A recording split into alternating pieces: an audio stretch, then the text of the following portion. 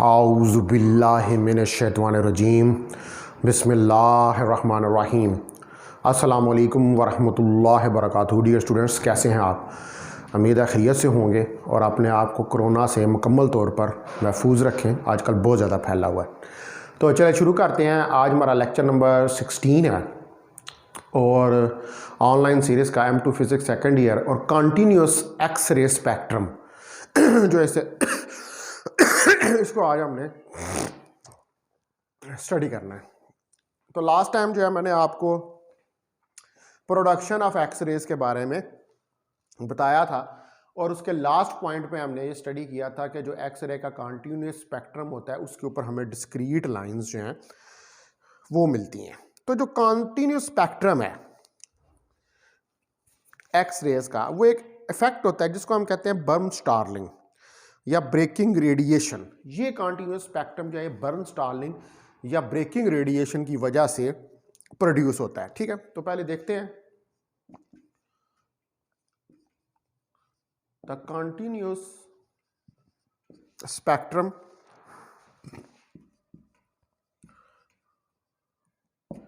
Is due to a effect which is known as Bern-Starling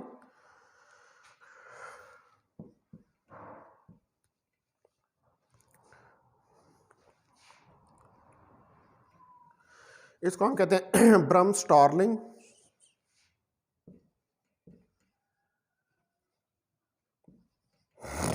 और breaking radiation.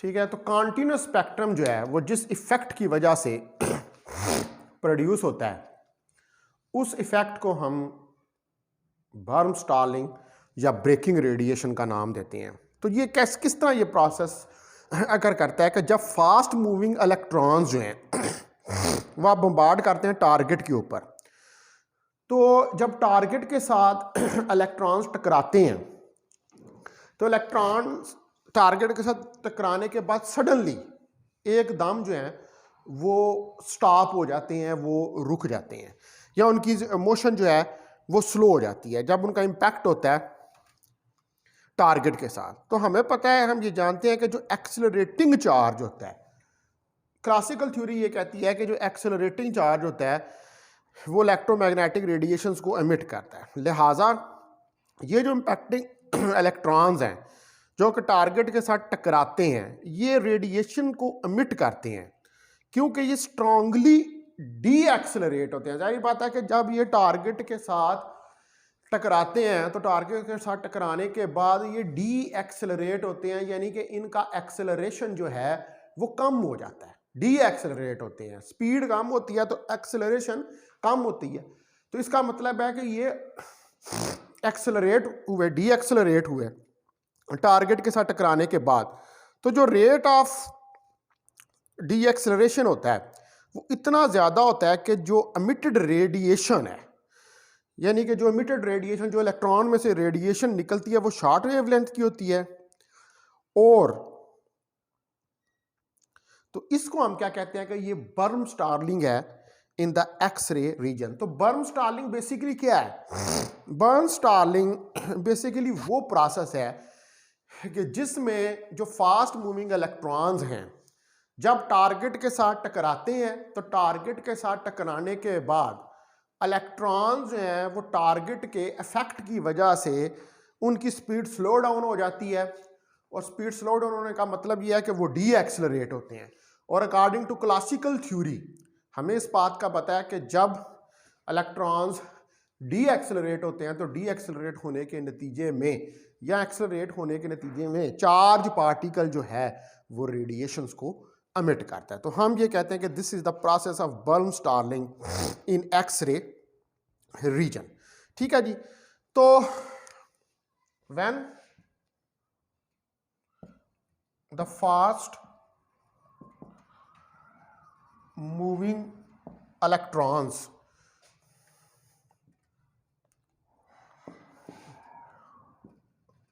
Are bombarded on the target.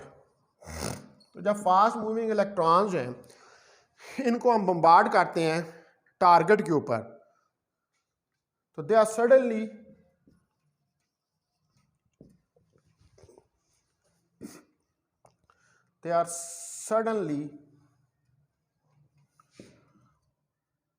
Slow down. तो ये एकदम जो है वो स्लो डाउन हो जाते हैं ऑन द इम्पैक्ट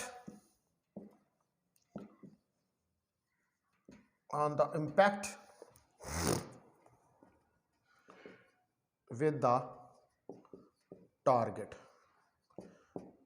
टारगेट के साथ जब ये टकराते हैं तो एकदम ये जाके स्लो हो जाता है, क्योंकि कोलिजन होता है ना। स्लो डाउन इसलिए होता है कि ये अपनी एनर्जी टारगेट को दे देते हैं और इनकी काइनेटिक एनर्जी जो है वो कम हो जाती है।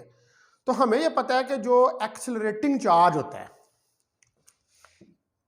We know that the accelerating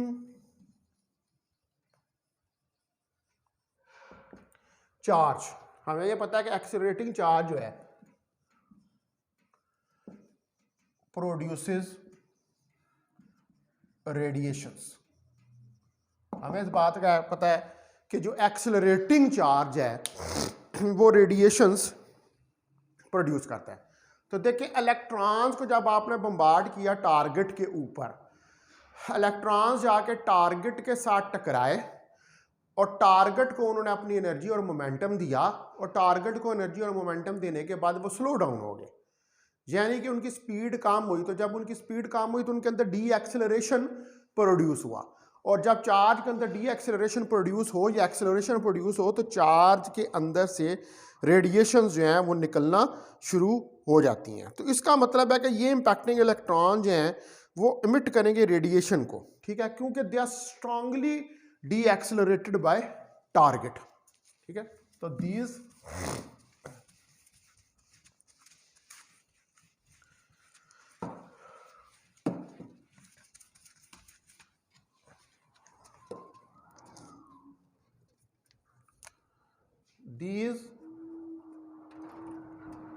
impacting electrons produce radiations as they are strongly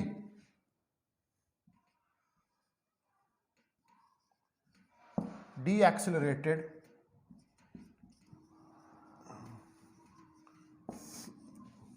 due to they are deaccelerated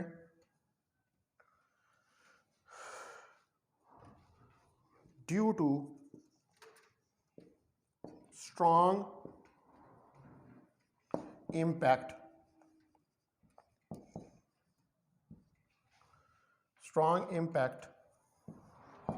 of the target, ठीक है जी। क्योंकि ये डी एक्सेलरेट हुए हैं स्ट्रांग इम्पैक्ट जो है टारगेट का उसकी वजह से। तो ये जो इलेक्ट्रॉन्स हैं ये क्या प्रोड्यूस करेंगे, ये रेडिएशंस को प्रोड्यूस करेंगे। चूंकि जो डी एक्सेलरेशन है ये बहुत लार्ज है, since the D acceleration is very large,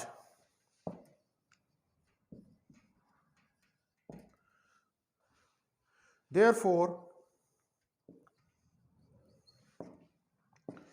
radiations of short wavelength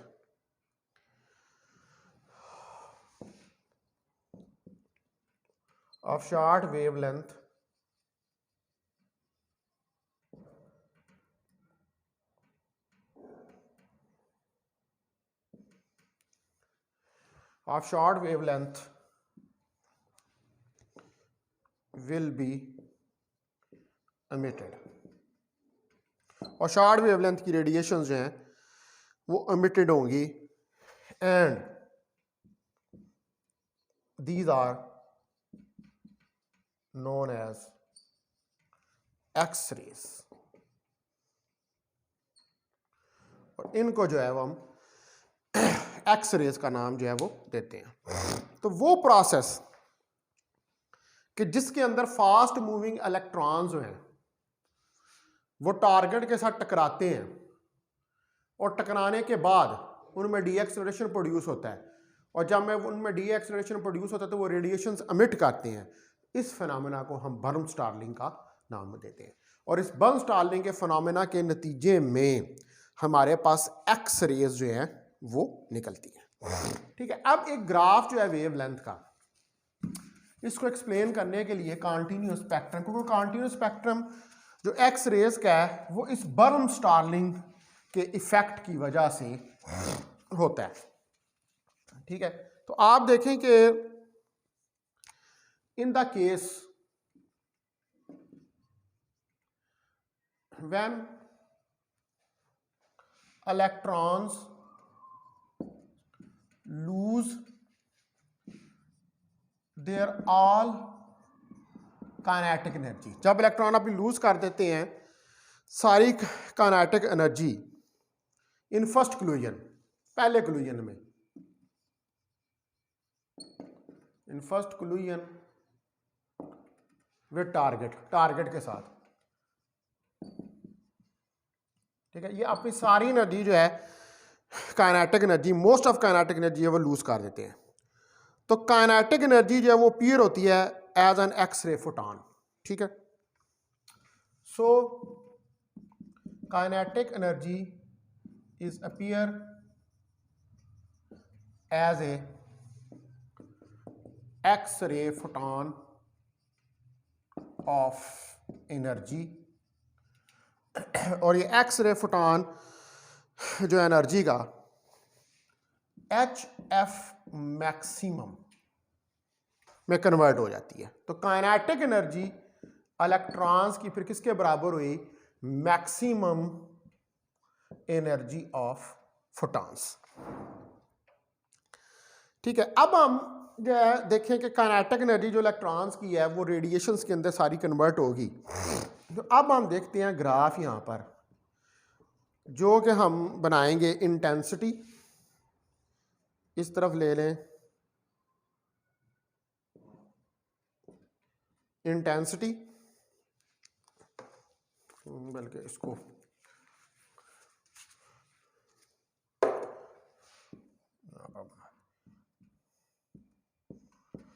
ये इस तरफ हमारे पास इंटेंसिटी है। ठीक है, और इस तरफ हमारे पास वेवलेंथ है।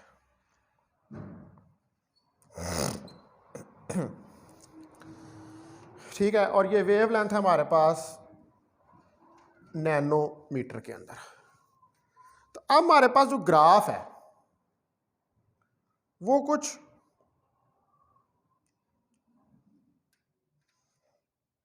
इस तरह का आएगा, और फिर एक ये यहां पर, इसको यहां से मिटा दें आप,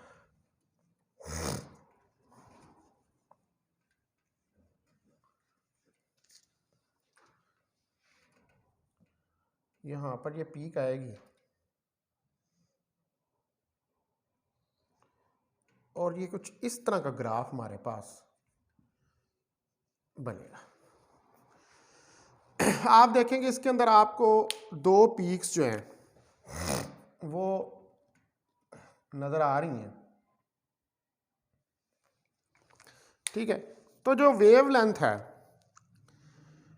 लैम्डा मिनिमम वो कॉरस्पॉन्ड करती है मैक्सिमम फ्रीक्वेंसी को। हमें इस बात का पता है कि अकॉर्डिंग टू ये रिलेशन जो है V is equal to F lambda, F जो है वो इनवर्सली प्रोपोर्शनल होती है लैम्डा के। अगर लैम्डा कम होगी तो फिर एफ जो है वो ज़्यादा होगी, और अगर एफ कम होगी तो लैम्डा जो है वो ज़्यादा होगी। तो इसका मतलब है कि जो वेवलेंथ है, the wavelength lambda minimum correspond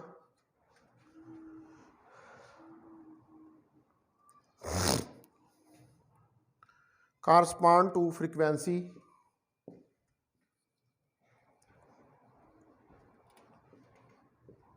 f maximum. तो अगर कम वेवलेंथ होगी तो फिर फ्रीक्वेंसी हमारे पास मैक्सिमम जो है वो होगी। अच्छा, अब जो दूसरे इलेक्ट्रॉन्स होते हैं इसके अंदर, वो अपनी सारी काइनेटिक एनर्जी जो है उसको लूज नहीं करते पहले कोलिजन में, ये सफ़र करते हैं नंबर ऑफ कोलिजन्स। ठीक है, इनके बहुत सारे कोलिजन्स हो रहे होते हैं बार बार टारगेट के साथ, और ये नंबर ऑफ कोलिजन्स जो हैं उनको करने के बाद, टारगेट के साथ बहुत सारे कोलिजन्स करने के बाद, टारगेट के साथ टकराने के बाद ये रेस्ट पे आते हैं। तो ये किसको राइज करता है? ये फोटॉन्स इसकी वजह से निकलते हैं स्मॉलर एनर्जी के और X rays of longer wavelength. तो इसलिए जो कॉन्टिन्यूस स्पेक्ट्रम है ये हमारे पास क्यों ऑब्टेन होता है? Due to the impacting electrons. ठीक है, तो अब आप देखें कि जो जितने दूसरे इलेक्ट्रॉन्स होते हैं,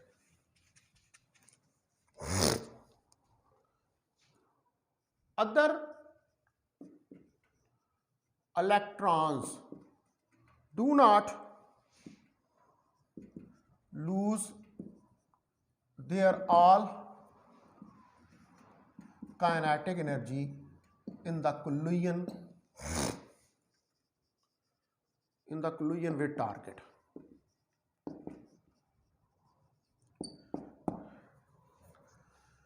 They collide again and again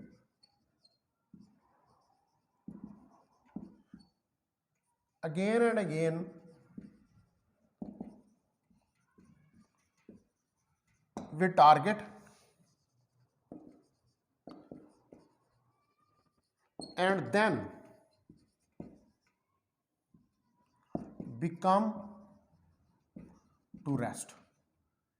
ठीक है, ये जो होते हैं, जो कुछ अदर इलेक्ट्रॉन्स होते हैं, ये सारी अपनी काइनेटिक एनर्जी नहीं देते कोलिजन में टारगेट को, ये बार बार टकरा रहे होते हैं और बार बार टकराने के बाद ये रेस्ट के ऊपर आते हैं। तो ये क्या करता है? This will give rise to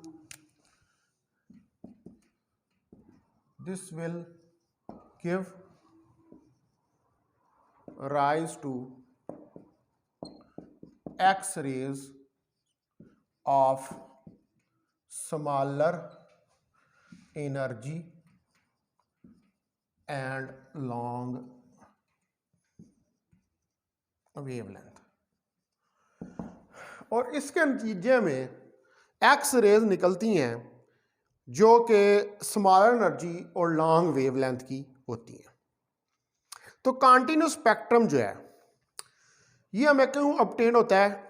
due to the deceleration of impacting electrons. The continuous spectrum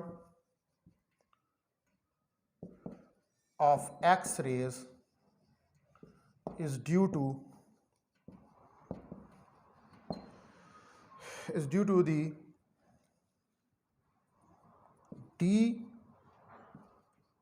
de-acceleration of impacting electrons। ठीक है, तो कॉन्टिन्यूस बेसिकली कॉन्टिन्यूस जो है हमारे पास